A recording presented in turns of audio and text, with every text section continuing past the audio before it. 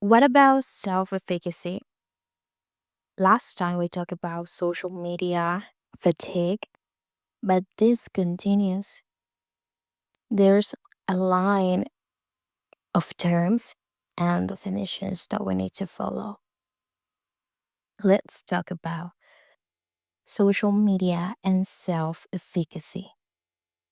Bandura in 1977 defines self efficacy as the belief that an individual can organize and perform a specific action. Also, self efficacy is a component of social cognitive theory and can be thought of as an individual's confidence in coping with life stress and achieving performance. In addition, scholars have pointed out that people with high confidence are more likely to take action and stick with it. And they are also willing to adopt new technologies or search for useful information. In short, self efficacy affects behavior. Did you know about this part? That self efficacy actually can be related with our behavior with social media.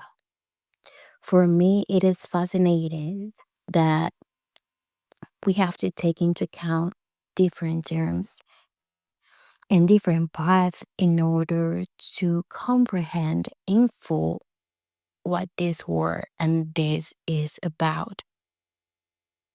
I also find interesting that those paths are correlated in a way or another, at least in psychology.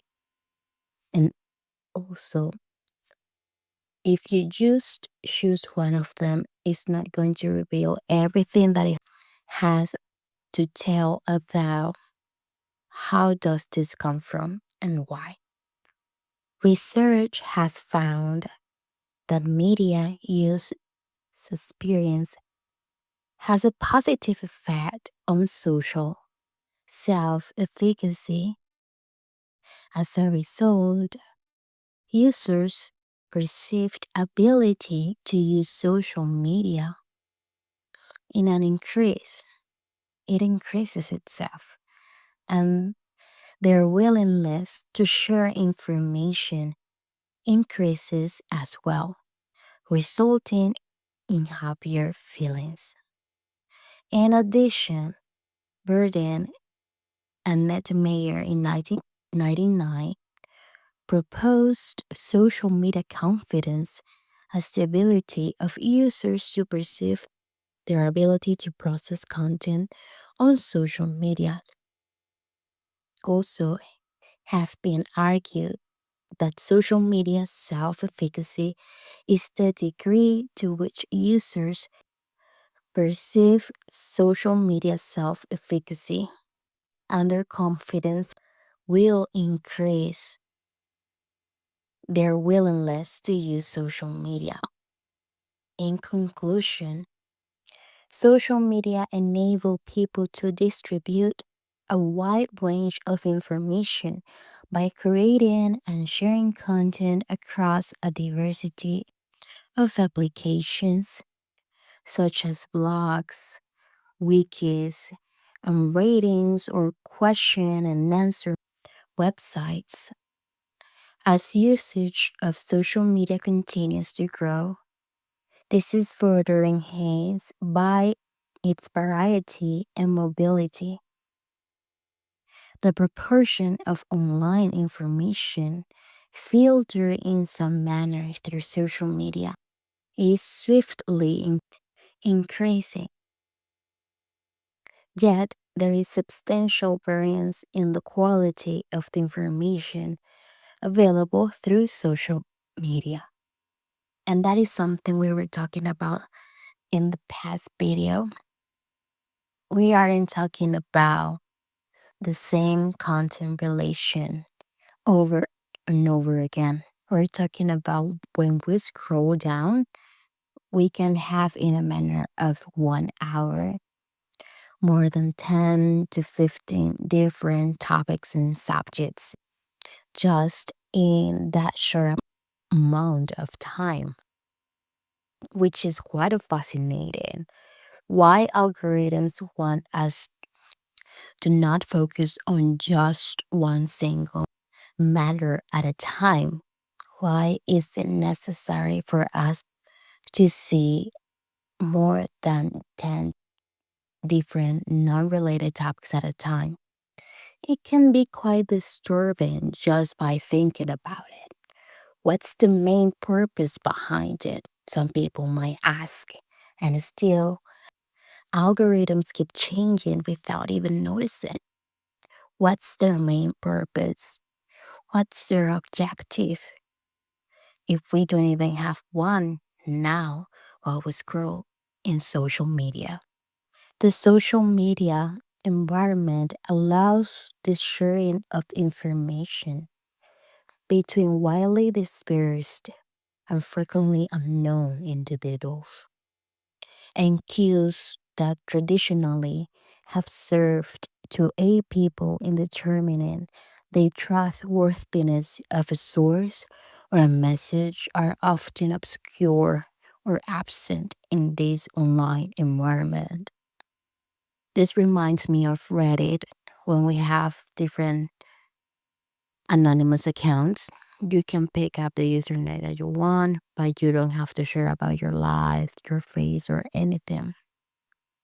This is like the basic kind of thing you can do on any other social media platform. But on this side, it is more widely spread. This anonymous type of avatar that they tend to have.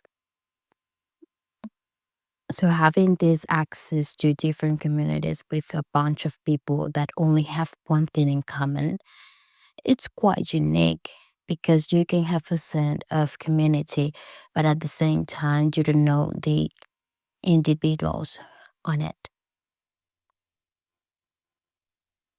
But this can lead to negative outcomes, of course, if inaccurate information is trusted or acted upon. It has therefore become progressively more important to understand how information seekers evaluate the credibility of the information they receive via social media, as they increasingly rely upon this user generated and user curated content themselves and perpetuated by sharing it with others. Furthermore, because the veracity of information and its perceived credibility may be particularly significant to certain information subjects, and less so for others. Understanding the credibility assessment of social media based information by different information subjects or domains is particularly critical. We love sharing information with others, but at the same time, we need to keep double investigating, going search after search in order to compare if what we're saying it's true. And of course, if we talk about AI, it's more confusing. Videos that cannot be targeting as a true source or content 100% real makes us a bit more distracting and more propense to believe things that aren't even true. We talk now about Bandura again. 1997, he demonstrated that observing others' performance and receiving feedback from others contribute to perceived self-efficacy within anime, as we talked in the past. And now we know the self-efficacy is defined as a person's judgment of his or her ability to execute a behavior. It corresponds with performance in areas ranging from educational achievements to athletic performance to health promoting behaviors that the underlying theoretical premise of self-efficacy that a person's judgment about a behavior influences is quite intuitive, and research typically does not reach beyond individual performance or action outcomes. We're going back to that same thing where we don't know what we're saying is entirely true. And then we need to contrast. But do we compare and contrast information all the time? Do we just stay with a single video of 15 seconds that we watch? Do we stay with a single post with two paragraphs that we just read in some kind of platform? We can say yes, we can say no, we can say never. But all of those are s- options, real options that people are choosing right now. So we're talking about intuition. How do we know it? How do we know which information is true or false? That is entirely reliable for us, and that determines our self-efficacy within social media. And research typically does not reach beyond individual performance. That's true. We can have tons of papers, but we don't have one for each one of us. I also love the fact that every individual action can be determined as a social media outcome nowadays. Mm, a digital consequence from a group community. Social media can focus, and I can go on. However, self-efficacy theory not only by examining it in the social media environment, it's important, but more significantly, by moving beyond self-focus and efficacy-based performance outcomes of traditional research to examine how self-efficacy can impact judgments and perceptions of others. And this is becoming dangerous. Behavior and input, such as the perceived trustworthiness of information from social online sources. Indeed, evaluations of the socially shared information inherent in the social media environment provide an exciting new direction for self-efficacy research because in this environment, self-efficacy may influence not only perceptions of others' performance, but also the methods through which individuals go about assessing the quality of others' performance in the form of the perceived credibility of online information. So we're not only judging the information, we're judging the people that shares information. And when we say the quality of others' performance, it is quite interesting because naturally we tend to judge and compare. And even though some people might say, well, like, no, that isn't something good to do. Yes, it is, because that is basically part of our survival that was integrated in us. Nowadays, we're in like such in quite big danger than before in a general perspective, right? But when we were like more primitive, that we needed to catch the foods with our hands, kill the animal, and all those stuff. And the thing is that we needed to compare and to judge all the time. So nowadays we say like, no, that isn't good. Yes, it is still good because that is how we survived. So I'm the person who's going to say judge and compare as much as you want because that is going to make you realize and make better decisions in life. Okay? Continuing the conceptualization of social media self-efficacy, we talk about individuals They use four sources of information when making self-efficacy judgments: an active mastery experience, vicarious experience, social persuasion, and physiological and emotional state. An active mastery experience involves prior experience with a task that builds a skill and is perceived as successful by the individual, resulting in a heightened sense of self-efficacy. Prior experience producing social media content, for example, should contribute to social media self-efficacy, as should a person's confidence in his or her ability to successfully find a specific information sought online and his or her perceived social media skill.